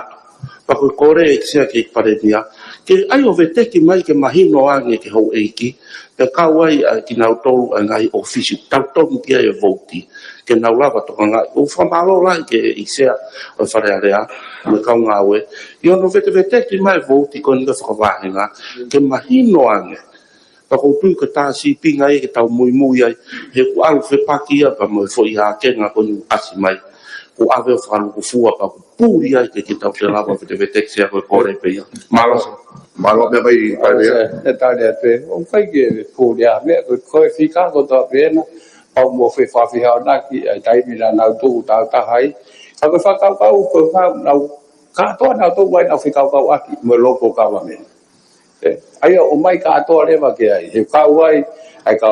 pure fa va he ka ofisa polo ka wai ka ko va na mo ka fa pure nga te ka wai mo ko bit fa ka la ka fa ka fonua ko fa ka ia ke o mai he na fe la ve o mai ko tu i fe tu eta o si fai ta no ia ko va na mo ka fa pure nga ko va abe ta o pare office pare dia o si fai fe mai no ke ko pa che tien ka ko hinga ko no tu kwatu ka pe whakau koe, nei whaua ki koe o Pacheti, ki o mai e mea au nau whilala me i o tuku whata. Pure whawahe, o Fisakoro, ko vana, whawhoa pure ana, ka wai mo ko miti, langa whakalaka ai o tumotu. Koe pe sea, ka koe titira, ko mua kia hena sea, ka koe ape toko ni atu ki he whakau koe nei mai, malo. o ko fa malo ka ke pare mia pa ko fa papa yang fa ka ka pa te tau fo mai ke fare area o fela la ve i nga u ko nga va hena mo fare area tonga ka o ke va he i mai ke mahino ko vo ti to ka tapuaki vo ti a u to fa ke mahino ke nga fa mbore palava muy ko re pe ya sea e kata pe pare mia mai ni sta o sai me heni ka nga u e fare panga e to koniane ke fare area tonga ka pa la va fa ke hi mai e vo ti o malo Se kada ke ki kolpe ke i pestol fa ko e pala ni fa fo kada ke ki fe wi pense ko hi ko fu ke panga he voti ki fala la ka komit fala la ka pa mai he ai fi mau ke ngau fa ta ai fa fon fale le ap mo komiti ki hon ko hingan se ko vi ko me ko ko i ai fa fale le hanga ai fa fale le o to mai ngai fi mau ko va henga mo ngai ko lo to ton ke mai pe ngai fi mau ko ya ke ngau ke paset ko ya ki ngai fi mau ko ya ko hangi ki mo vete a me o to ya mo ka ngau no to ko mai ngai fi mau ka to ton ke no fo pe a fa pa anga ko mai he paset ki he fo me pe ko o mai he report fa fare area pa tu ko ngai fi mau ko asima ko he report fa fare area o ku se unga pe ia pa mo pa anga ko ma ke fa pa anga ko fa si se ko te tuki tu pe mo ko le ko ni ke pare me ku fai pe fra malanga I pare mi anga lele ia mo ka fai mo hanga o ke hikia e ongo niwa pe mo eua ki ele volo e ko wana ko tui ka lava e hopu le anga fai nga ko ni ko maka mai ki feitu ona mo hopu le anga i ka to nga lo ia po ka tau ange ko kala no ko fai e wa ta i ka to nga lo ia e wa ko to api ka hoko ko le ko ni hoko ko mo on ke alwa ke a o niwa pe mo eua ki ele volo ko wana ka lava o le matang le matangi ai ngawe o whakahoko i ngai wahe whonua. O whakatawange pe i pare mia te ki whakakau lahi ki kore mo whakatangi u whai. Me wahe whonua o e ongo niwa pe mo ewa ke hoko koe maka mai e ia hupureanga. Malo. Malo. Sabe pureanga ko tawa te ko ni. Ki fu fa aspe. Te o pia pai ange Tapu mo fe dona chia ko pa e no pe tapu e ko ku ki feu pe agu ko hange ko ki ono fe ki taki ko o hiki ko na fai a ko fa ko lo ko ka meni ko ki fe pa ke pare mia ko ha tu unga ka no pere e fa unga ko ya he ko la ve ko ya ha a fa matala yo mahino ki ai ko feu i be pe ko ko tu ki ka no pere be gai ma o che te mai ko wana. Se ko kau e ka whawhonga no pere i ngai komiti whakalaka ko ne ngai motu. Ko ku whamui tae ko i long nau kau ai. I hono area i whakalaka ko i ngai motu. Paro se? Palo. O tu pe popo e. Se aki po ki atape tama whetuna ka mo e hau ki tato kon kakatoka ki oha ke pemua ki wheu i koe neua ki he. Ki lau ki komente e kremia. Ko e pesi koe ni na la pe ke te autolua. Aso ke ko ngahi project i makeani. Ko e wharatau ke ne mea mai. Ne mo koe ke mai ko hai vahe tamai ko e mea mai tamai ko fika koe ni ko e kawai mea ua. Ko e whatatolo. Ngai whakamatala pe hono ua ko hono wakai koe ngai whatongia koe e ngai potunga aue. Ko e whatongia koe no wakai ngai potunga aue. Ko e whatongia ia o ngau e aki ko e whatongia e komisioni koe ngau kau ngai whapureanga. Whatongia o nau tau ase pati mo tok mea pe ki kupu koe ni. Ko potunga koe ni ai ngai potunga koe ni ai ne tonga e komisioni koe ai kau ngai whapureanga ko kupu valu. Koe ne va hono valu. Division valu. A wha. Koe ne whatongia kau whakahoko e. Ke whakahoko ngahi analyse mo ngahi wakai i le rei. E ngahi taimi pau a ngahi te whito i whatongia. Pamoho nau tuunga malawa ke nau whakahoko a ngahi whatongia ko ia mae potu ngā ue whakapure a ngā kotoa pe. Ko pau ke ikare mea koe pangai koe ni awe ia ki koe whatongia ia o EPS. Soi ki toko ni atu o tue marana. Oki o kumea i pe whawhonga. Koe motua pare mea o ne toanga EPS. Koe mea kou i hei taim ko toa pe, koe pare mea ko toa pe, koe me mai ni po te EPS. Koe whainoro ko toa pe, ngai tūtū ni po mea, hau me pare mea. Umea i pe e ia. Koe kau pe, koe sio ke staffing i po EPS. I he pe a po ke tau sio whalufua, ke ai whangi koe whemea ki. Pamo e wa tataha, pau ke whangi sio ke ngai whotuka. Whafotuka mo i ngā ue, ngai pot ngā ue. Kau mahino pe pau ke wha sio ke kau staff. Kau ke whaparat pe ke whafuka koe pare mea o ne toa ngai IPS. Paro. Ka mo e feitun, whamalo pito ki pare mea. Ko lawe, pia koe feitun na whak, oku ke toa ngai koe, ai patunga ai koe ni ki whelawe me kau ngai whapurenga. Ka koe feitu i o ton ke amke hao siri ni koe ke ofis pare mea. Awe pe ko patunga au e koe. He kuhi o kulotonga ia e foi kau ngā au e no toa ngai ta whakoe ni. Pako lawe au e ksea, taim ko whae koe no wakai pacheti. Oku hao e pia siya no wakai koe hae nga te whtoi whatongi ia. E ngai mea koe ia. Sabi saya kita tu ada pe, agak kalau lau aku kai ke one dimensional pe ke sio pe ke me aku naik togang ke ai fafonga. O pa kita sio ke ngai tafa ke pe o fra ho fa tongi ngai pot ngau. Ko hage ko lau ko ta hai ya ko kau. Ko ta hai ko national intelligence, ko ta hai ko digital transformation halo ko fan e kuai mo. Toko ni ai panke ma ni ki ai. Ka ko yang pe fa ko tu o kai ko foi ngau e tafta pe ko ke staffing mo wala me pe o kai mo ngai tafa ke on ton pe ke fa sia ke palo se o se tama fitu na fa o se doi pe Ia, ia mai. fa tong ya fo ke aki va a ko ni o ko fu ka nga o e no ma o tau ke mo no i lo ko he pot nga ai ko nau te sto fa tong u lak fo u lak va lak va ko ha fa tong ya ta tu me ka nga o ka ke ko ku o ke premia ke me ko hi ko foi tau mo foi pa nga ko ni ko no bakai fa tong ya ko ngai pot nga o ta mo na nga hi mo nga pa anga fe ma ka nga ta ko i fe ho i pe ko ya ko fe pot nga di to nga ai o poi ko vis pare mia ko pot nga pe pot nga ek pare mia i he commission ka nga ko buranga ka ke ko tu ka pe ke pare mia ke to mia pe ki ai ko hi ko fa tong ya mia ko mia no wa ai fe la ke lulu tai se ko ki o ha ke pe ta ko hi ko tu lulu tai fo ki o mai no pe mia pare mia o ku ho ko ka ta kau kifo ke hu fa hu ma hala ya ke ko ka ta business apure anga pangane tu pe he re o ku ek pare mia ke de me amai ko ha ne palani ki ai he ne palani he ka pau e kai ko ki ha te to nga ko ke loi faren ko pon la he pe ka ki kolo ko ya se e tau ki kolo fa ma hu inga i se ko age po na fa ko nai na necesita ko kauta ko ko bia bia ko nai fa ho ka ni nai ko bia bia ko fa ho ka tu ki he fa ho fo nga o si necesita ni ko liko entity ko company ke fa ho ko fa to ya se palo Hoi. O tu ka popo we. Tau whatawa i tau hiki e.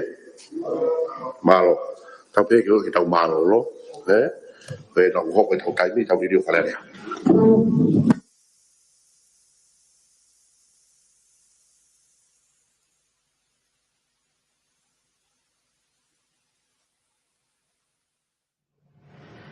Ne mau tok me mai ya ko e kakato ya